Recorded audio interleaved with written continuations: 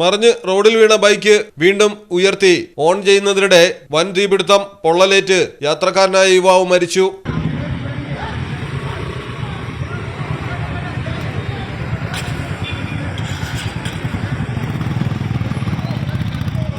തൃശൂർ കൊട്ടേക്കാടാണ് സംഭവം. പേരാമംഗലം സ്വദേശിയായ 26 വയസ്സുള്ള വിഷ്ണുവാണ് പൊള്ളലേറ്റ് മരിച്ചത്.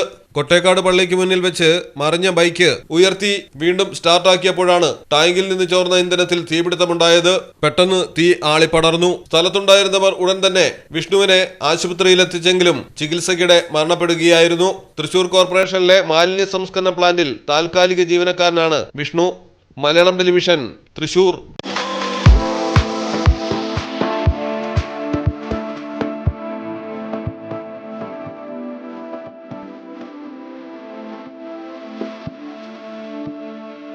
ക്ലാരസ് designer jewellery, Calicut road, Perinthalmanna.